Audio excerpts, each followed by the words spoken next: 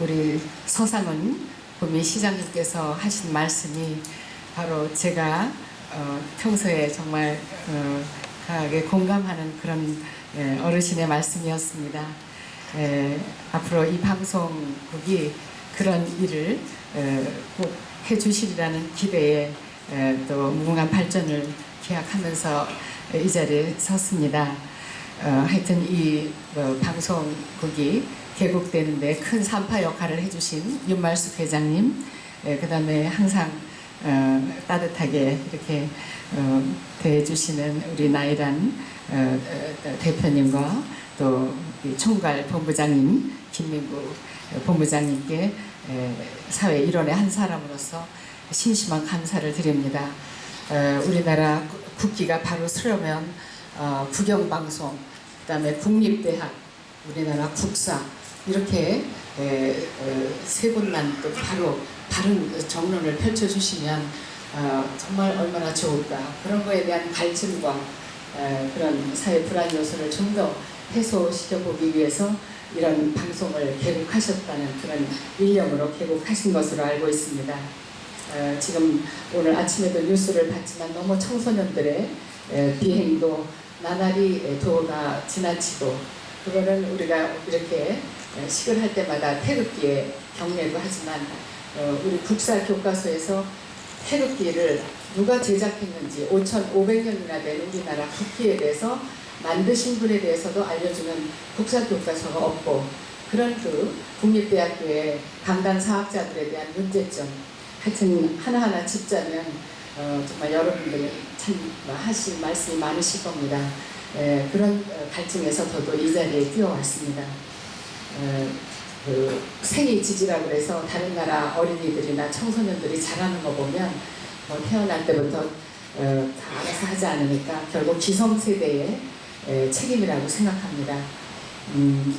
또 온고의 지신이라고 해서 모든 문화의 뿌리가 되는 그런 영성문화, 조금 아까 시장님께서 말씀하셨던 그런 부분을 전혀 국사 교과서나 국영방송이나 국립대학교에서 해주고 있지 않기 때문에 이런 언론을 통해서라도 우리가 사회에 바르게 알려야 된다는 생각을 하고 있습니다. 제가 오늘 특히 외국 사람들이 하는 얘기가 있습니다. 한국 분들은 중요한 거는 중요하게 생각 안 하고 중요하지 않은 거에 너무 신경을 쓰는 것 같다. 한국에서 살아본 외국인의 이야기입니다. 또 특히 요즘 공중파 방송에서 나와서 논평을 하고 있는 많은 패널들의 얘기를 나름대로 또 좀 열심히 들어보면 손가락으로 달을 가리키면 달을 봐야 되는데 그분들조차도 계속 손가락 얘기만 하고 있습니다. 그래서 제가 여기가 대구 지역이고 또 많은 분들이 개인적인 선택을 하고 계시지만 우리 대통령께서 VIP께서 너무 왜곡된 오해를 많이 받고 계시다, 이런 생각을 하게 됐습니다. 그래서 제가 저조차도 VIP 대통령께 대한 오해도 있었고 했는데, 이제 누가 박정희 대통령 자녀 정도 되면 좀 바르게 알고 비판도 하고 판단을 할 줄 알아야 된다는 따끔한 이야기를 듣고 제가 조금 알아본 내용을 오늘 이 자리에서 여러분께, 이런 내용들이 좀 자주 거론도 되고 다 찬반양론, 그게 민주주의 아니겠습니까? 너무 편파적인 얘기만 나오고 아까 말씀드린 손가락 얘기만 나옵니다. 왜 싸웠느냐, 왜 갈등을 빚느냐, 이런 얘기보다는 누가 누구를 어떻게 공격했다, 그래서 지금 두 사람이 사이가 좋다 나쁘다, 해결점을 제시 안 하고 자꾸 그런 얘기만 하니 여기서 청소년들이 들을 것이 없습니다. 배우고 싶어서 TV를 켜봐도 별로 되게 만족스럽지가 못합니다. 그래서 제가 조금 귓동량으로 들은 그런 대통령에 대한 어떤 사사로운 어떤 한 개인에 대한 오해라면 제가 이 자리에서 말씀드릴 수 없겠지만 그래도 이것은 좀 제가 말씀드리고 싶어서 준비해 나왔습니다. 제가 두서없이 말씀을 드려도 좀 양해해 주시기 바랍니다. 지난번 우리 이 자리에 이제 유승민 대표님 원내 대표셨죠. 그 대표님이 이제 이 자리에 계시지 않지만 한때 그분과의 관계에서 우리 청와대나 대통령께서 너무 분노의 도가 지나치지 않냐, 저렇게까지 그 험악한 모습을 우리가 국민들한테 보여주셔야 되나, 이런 생각을 저도 했었습니다. 그래서 당시에 그 국가 간의 외교적인 결례를 무릅쓰고 우리 그 대통령께서 그 당시에 그 오바마 대통령과의 정상회담 그 방미를 연기했죠. 그래서 저는 단순히 메르스 때문에 연기가 된 것으로, 그때 메르스 전국이었기 때문에 그렇게만 알고 있었습니다. 그랬는데 제가 자세히 내용을 알고, 다 아시는 분들은 아시겠지만 제가 길동량으로 들은 얘기는 그 유승민 당시 그 원내대표께서 새누리당의 67명의 그 의원들의 동의를 얻어서 사회주의 경제법안 전환이라는 그런 입법을 은밀하게 통과를 시키려는 시도가 있었다. 그러니까 만약 대통령이라도 외국 가시면 그게 바로 통과될 수도 있는 그런 상황에 있었다는 거죠. 그래서 이제 그 청와대가 이 법의 위중함을 알고 그 대통령께서 방미를 연기하셨다, 이렇게 들었습니다. 그래서 도대체 사회주의 경제법안, 우선 사회주의라는 말 자체가 우리는 민주주의, 자유시장 경제인데 거기에 왜 사회주의라는 말이 붙나, 이거부터가 조금 이상했지만 조금 내용을 알아보니까 실제 폭력이 지배하는 또 다른 이름의 나치 같은 획일적인 그런 명령 계통의 국가가 되는 것을 예고한 것과 같다는 거죠. 이거 사실 자세히 들어야만 그 이해가 되는 건데, 그 심각성은 우리 국가 경제나 이 민족의 사활이 걸려있는 문제이기 때문에 대통령께서도 방미를 연기하셨다 알고 있습니다. 그래서 이제 이 정도 사회적 경제 기본법은 사회주의법, 반헌법적인 법입니다. 그래서 작년, 그러니까 재작년이죠. 작년에 이걸 제가 알았으니까 2014년, 그때는 세월호 전국이었죠. 4월 달에 터졌으니까요. 2014년 5월 달에 이미 입법 예고가 됐다고 합니다. 이 법안이. 그런데 그거를 이제 새누리당이 이건 안 된다 해갖고 동의를 안 해주고 계속 1년 이상을 끌고 있었는데 이게 본회의로 넘어간 상태였습니다. 그래서 통과되면 끝나는 겁니다. 그래서 이와 관련해서 이제 대구 지역에 계신 분들이 그 의원님 사무실에 가서 이거 추진을 중지해달라고 요청이라도 해야 되지 않냐, 이런 얘기들이 많이 서울에서는 회자되고 있었습니다. 그 사회적 경제 기본 법안이라는 것은 그 현재 그 박원순 시장이 추진하고 있는 각종 사회적 기업이나 마을 공동체, 뭐 협동조합 이런 것들이 있지 않습니까? 이거는 저도 납세자의 한 사람으로서 공적 자금, 우리 세금이죠. 국민 연기금 같은 거, 그런 국민 혈세를 얻어가지고 그냥 서울시장님이나 이런 분들이 임의대로 내가 주고 싶은 단체에 그냥 주는 겁니다. 그러면 이거는 이 돈은 누구도 책임지지 않고 거의 회수가 안 되는 돈이고, 또 그 일자리로도 연결이 된다면 이게 재투자, 재테크라도 되지만 그거하고 전혀 관계가 없습니다. 차라리 그렇게 해주느니 서비스 산업 발전 기본법이라도 빨리 통과시켜주면 일자리라도 한 70만 개가 생기는 건데 이걸 야당이 절대로 통과를 3년 동안 안 해주고 있습니다. 그래서 그 국가 재정을 탕진하는 그런 그 사회주의적 반헌법적 경제법안을 우리가 통과시켜서야 되겠습니까? 그래서 그런 당시에 이 일이 너무 우리 경제에 미치는 영향이 심각했기 때문에 그런 사태가 청와대와 갈등이 있었다. 이걸 좀 이해라도 해주셨으면 좋겠습니다. 그래서 이 사회적 경제라는 게 어디서 튀어나온 법인가를 또 좀 알아봤습니다. 하여튼 이걸 주장한 사람은 1963년도에 타계한 헝가리의 칼 포란이라고 하는, 여러분들께서 관심 있으시면 칼 포란이 정도도 한번 외국 계셔도 좋을 것 같습니다. 칼 포란이라고 하는 공산주의적 이론으로서 칼 포란이의 현재니까 지금은 더민주가 됐죠.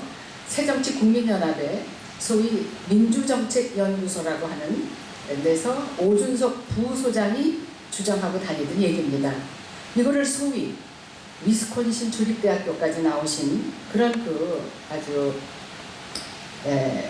참 경제학 박사로서 대단한 학교 아닙니까? 저 위스콘신 주립대학교까지 나오신 유승민 대표께서 왜 이런 경제 논리에 같이 손을 들어주느냐 하는 그런 문제가 저도 이해가 안 갑니다. 그래서 한국에는 이미 이런 법을 만들지 않더라도 공기업, 협동조합법도 그런 유사한 한국적 민주주의에 잘 걸맞는 그런 그 법들이 다 준비되어 있습니다. 이거를 잘못 주장해갖고 또 이런 법이 들어오게 되면 얼마 전에 일어났던 그리스의 그런 비극 사태가 우리나라도 일어나가지고 결국 국가 경제만 혼란케 하는, 그래서 사회주의적 경제 이론이라고 보시면 됩니다. 그래서 우리 경제 정책 교란 작전에 잘못하면 우리가 휘둘리게 되는 것이죠.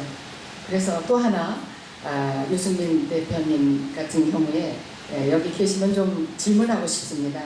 그분이 헌법 1조를 얘기했습니다.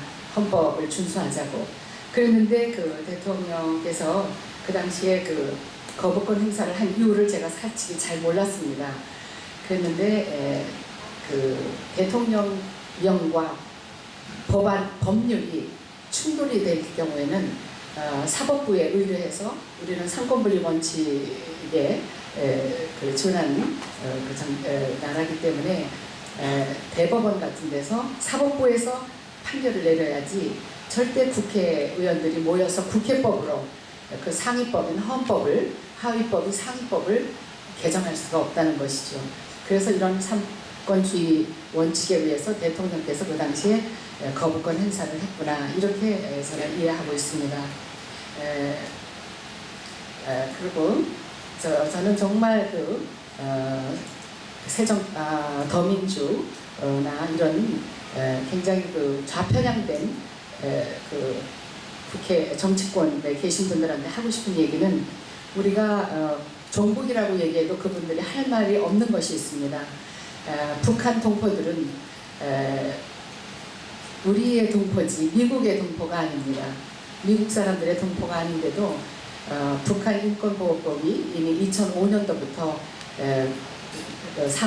미국 상하 양당에서 다 추진이 돼서 3억 불, 또 2013년도에는 2013년도 얼마 전에는 어린이 인권보호법, 또 유엔에서 그렇게 많은 경제 제재를 해서 북한의 그런 책동을 막으려고 애를 쓰고 있는데, 아직도 우리가 남북이 분단돼서 그런 동족 상잔으로 남의 나라하고 싸워도 억울한데 우리끼리 지금 칼을 겨누고 있는데, 여기에 그 북한 동포의 생각은 아예 하지도 않고 인권보호법을 거기 다 우리 형제 자매 아닙니까? 이거 통과를 이런 저런 이유로 지연시키고 있다는 건 누가 좋아하겠습니까? 아마 김정은이가 좋아하겠죠. 저는 그런 부분을 이해할 수가 없습니다. 또 테러 방지법, 참 IS가 지금 북한하고 지금 다 통하고 있다고 알고 있습니다. 그러면 좀 시쳇말로 손 안 대고 코 풀 수 있죠. IS를 시켜서 북한은 싹 빠지고, 북한이 하는 일이 그런 거 아닙니까? 딱 일 저지르고 자기는 물밑으로 잠수해버리는 거. 그래서 저는 이런 경제 활성화 법안이나 노동개혁법 같은 거를 빨리 좀 통과하게 된다면 더 경제가 좋아질 텐데, 경제가 좋아지는 지름길은 쳐다보지 않고 자꾸 애꿎은 그런 그 정부 비판만 한다는 것이 정말 안타깝습니다.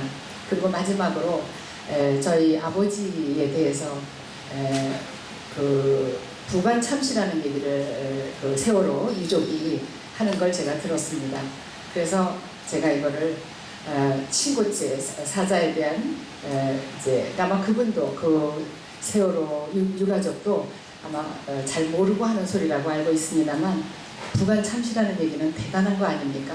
반역적 행위를 한 사람한테 하는 일인데, 박정희라는 사람을 부관 참시 시켜야 되는데 그 딸이 지금 대통령을 하고 있으니 이렇게 이런 일이 생겼다, 뭐 그런 얘기를 해서 가만히 있을까 하다 저도 좀 그 해명을 해야 되겠다는 생각이 들었습니다. 굳이 세월호를 가지고 우리가 얘기를 한다면 2002년도 10월 18일 날 그때는 그 김대중 대통령께서 재직하신 시절인데, 연안해안운항법이라는 것이 입법 발효가 됐습니다. 그때 뭐가 잘못됐느냐 하면 이때 동시에 국제안전 규정이라는 게 있습니다. 거기에만 맞춰서 우리가 모든 점검을 하고 운영을 하면 문제가 없었을 텐데 국제안전 규정이 훨씬 낮춰지고 그동안의 그 선박 안전진단을 선주협회는 감사의 대상입니다. 뭐 해수부라든가 어느 부서인지는 제가 잘 모르겠습니다만 이렇게 선주협회를 감사하는 그런 감독 기관이 있을 겁니다. 그런데 그 선박 안전 진단을 선주협회에다가 니네가 알아서 스스로 해 이렇게 맡겼다는 거죠, 그 당시에. 그래서 여러분 아시겠지만 세모해운 그 당시 그 타계한 유병원 회장이 그 대표로 있던 세모해운 그것이 당시에 오대양 사건으로 그분이 징역형을 선고받고 옥고를 치르고 나왔어요. 이분이 형기를 마치고 나오니까 이제 회사가 부도났을 거 아닙니까? 그러니까 김대중 대통령 정부에서 공적 자금을 투입을 해가지고, 공적 자금은 국민의 세금입니다. 공적 자금을 투입을 해서 법정 관리로 넘겨줬어요. 뭐 이것도 자본주의 국가에서 또 유병원 회장의 뭐 탁월한 어떤 그 기업 뭐 회생법을 생각하면 또 그것도 거기까지도 제가 이해가 갑니다. 그런데 이제 이것이 법정 관리로 법원 관리로 넘어갔는데 그 다음에 이제 노무현 대통령이 새로 정권이 출범이 되면서 세모해운을 유병원 회장의 그 구원파 신도들한테 도로 경매를 받게 해준 겁니다. 대단한 특혜를 주면서 동시에 이미지가 나쁘니까 뭐 오대양 사건이니 뭐니 해서 세모해운의 이름을 청해진 해운으로 개명을 하자. 이래서 개명한 것까지도 좋습니다. 그래서 개명을 해가지고 동시에 인천에서부터 제주도까지 제주간 5년도 아니고 50년 독점 운항권을 주게 됐습니다. 노무현 대통령 재직 시에. 여기까지도 좋은데 이럴 때 바로 운항 점검 기준을 대폭 완화해서 국제해양 안전 기준에 훨씬 미달되는 그런 일을 하게 된 겁니다. 물론 박근혜 대통령 정부가 출범하면서 이런 것까지도 세세히 챙겨서 해야 되지만 정말 일자리 창출이나 뭐 민생 법안 때문에 온통 신경을 쓰는 그 상황에서 그래도 과거 전직 대통령 재직 시에 그래도 다 전문가들이 다 알아서 이렇게 통과를 시킨 법인데 하고, 그리고 그분들이 자꾸 대통령이나 정부에 대한 얘기를 할 때 저는 꼭 이런 얘기가 하고 싶습니다. 우리가 내는 세금으로 해수부가 됐든 어디든 다 공록을 먹습니다. 그러면 그분들도 할 일이 있어야 돼요. 저도 작은 유경재단 운영해봤지만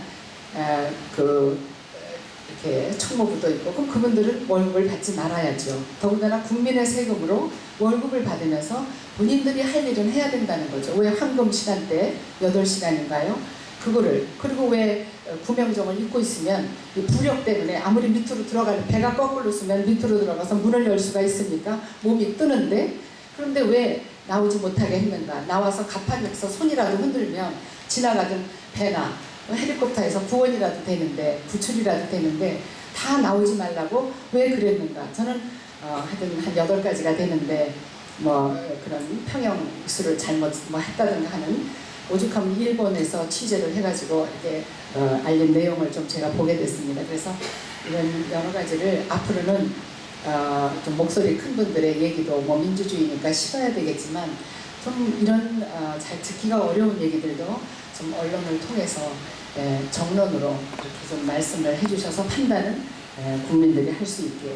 그래서 좀 여러분들 다 유권자시고 다 표 한 표라도 행사하실 수 있는데, 앞으로 정치권에서 이렇게 활동하신 분들은 통진당이라든가 이런 분들도 결국은 국민이 뽑으니까, 유권자들이 뽑아주기 때문에 그분들이 활동을 할 수 있다. 그래서 저는 뽑아준 유권자가 더 원자라고 생각합니다. 네, 제가 그래서 이 언론이시기 때문에 서울에서 방송을 보고도 만족할 수 없는 그런 부분을 하소연하듯이 오늘 말씀드린 건데, 좀 외람된 얘기도 많이 나오고 했지만 많이 이해해 주시고, 하여튼 이 방송이 그런 다 해주지 못하는 국영방송이나 이런 데서 해주지 못하는 그런 정말 국민이 꼭 알아야 될 그런 부분을 많이 선도해 나가주시기를 부탁드리면서 무궁한 발전을 기원합니다. 말씀이 길어져서 죄송합니다.